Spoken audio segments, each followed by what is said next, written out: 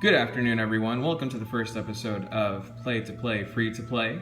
The first game that we will be reviewing is called 7 Nights. This is a game that has held me for a few months here, but we'll just jump into it here. So this is the starting screen. This is where you start off. You see your entire team that you're working with. You got your news, your events, contents, which includes like a special hero summoning, popular hero ranking, what popular heroes there are currently, and then a codex. It's a bestiary of sorts. You got your celebration stuff over here. You got timed events, packages, and other events of sorts. At the top here, you got your keys. These are used to go on adventures. You got money, rubies. Rubies you can buy with real money, but they're pretty liberal on with giving out rubies, so you can get them in the arena, you can get them everywhere. You got your medals here. You get these from friends and also from logging in. I think you get 50 from logging in. You got your topazes. Your topazes are a bit tougher to get, but you can get them in arena in quantities of like as low as 1 and then up to like I think 15. You got your mail, you got your your DM here. You got your guild. I'm not in a guild because I was off for 2 days, which sucks. But I haven't really gotten into a guild. So if you're wanting a game that's kind of, a co-optional or a co-op game, I wouldn't recommend this one. This is just a nice, get in, do whatever you want, and get out. At the bottom here, you have your heroes. You can check out your heroes here: quest, social, guild, summon shop, costumes, and shop. The shop is basically where you can buy keys, the rubies, topazes, and whatnot. And then the summon shop is where you can summon accessories, weapons and armor, and then also units. So we'll just go into the meat of the game here, which is this area here. You got the world boss, which is not quite been released yet. You can see that it will come up in an upcoming patch. You got Guild Wars. It's in Season 2 right now, which is kind of fun, but if you're not in a guild that's very active, you're not going to win much. You got Castle Rush here. This is another guild event that you can do. Basically, you guys rush a castle, face the 7 knights, which are a group of really, really strong units, and you try to get as much points as possible to get to ranks, and then you get gifts or prizes for doing so. Arena, you can go in there and try to beat as many guys as you can to get up to different ranks. You start off as like a bronze 3 rank, and then you go up bronze 2, bronze 1, and then silver 3, and then on and on and on. And that's a really good way of getting topazes and rubies. And that's basically the battle tab. The adventure tab, you have the basic adventure, which is the storyline.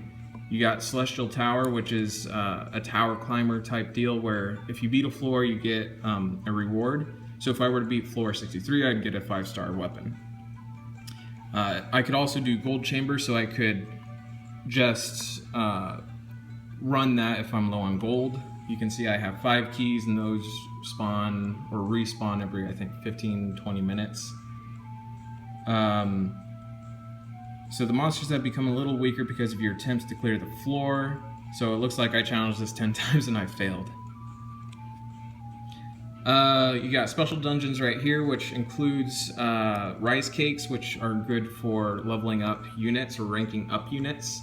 Ranking up and leveling up is required in order to get 5-star and below units to the next rank, which makes your overall team really, really strong. You got these elementals here, so this is an earth elemental for defender units.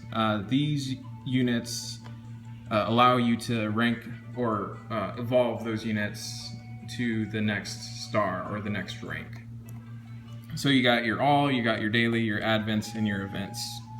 I don't know what this events tab is here, but I'd assume that it's one and the same with the advents. And then you got your raid bosses here.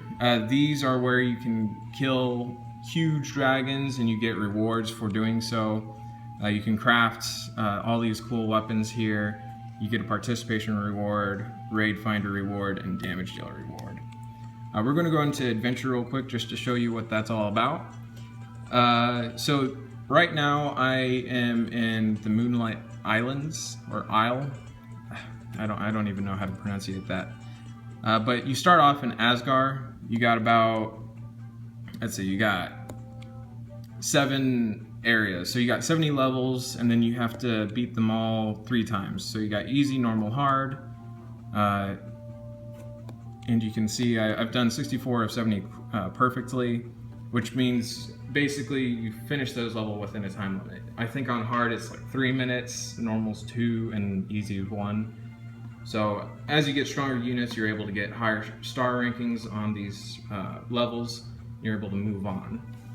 The Moonlight Islands, they're very tough.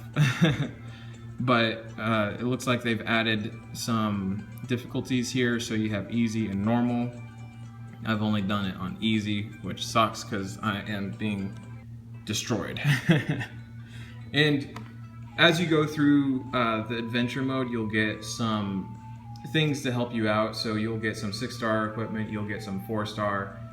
Depending on where you're starting out, you'll get more equipment, more units, and it's really helpful just to run through that. So basically that's the meat of the game. I will show you our heroes here. You can see I have 6 stars and it goes 6 down to 1 star. I have different teams here. So I have my A team, which I use for arena. I have my B team, which I use for leveling up units that I don't use often, just so I can get them out of my... I can use them to rank up other units. So I got my heroes over here. So this is my B team, as I was just showing you. And I'm going to show you also what you can use the topazes and what you can use what are they called again? Fuck. The rubies. What you can use all those on. So if I go into costumes here, you can kind of see all the units that can have costumes. Mei, Ruri. Let's check Ruri out. So this is a costume that I have already purchased and equipped, but she has other costumes as well, and they give additional stats. Some people can argue that this is the pay-to-win aspect, where you can pretty much outfit your whole team and get an up on the opponent, and that's true, but if you're willing to spend the time and just play the game, you'll get these pretty easily. So the outfits themselves are pretty cool. Let's see, Evan is your main starting guy. You can kind of see he has Count Vampire, Ice Adventurer, Kendo Captain, and Wandering Warrior. So all these are really cool.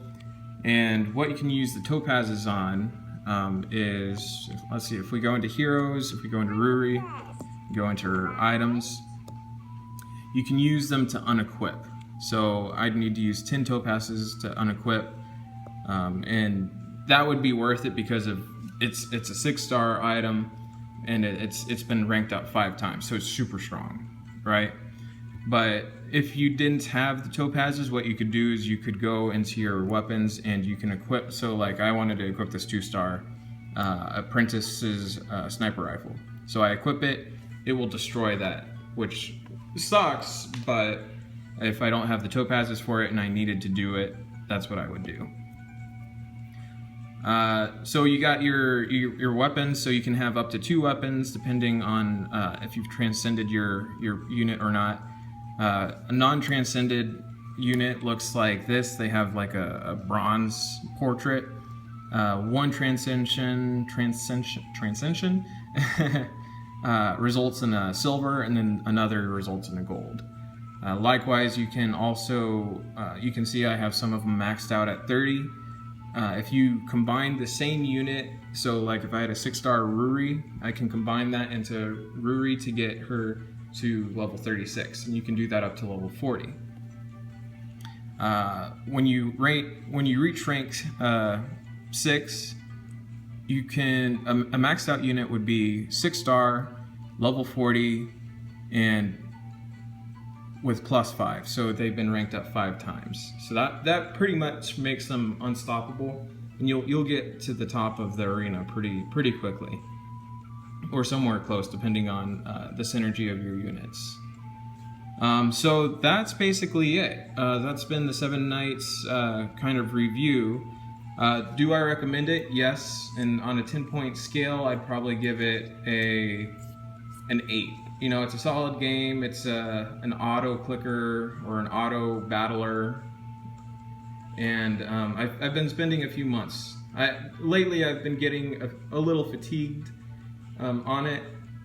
I don't play it all the time. You know, I have other games that I like to play, and but overall, it's a solid game. It looks nice. The music's good, and I highly recommend it. So. That's it for the first episode of Play to Play, Free to Play.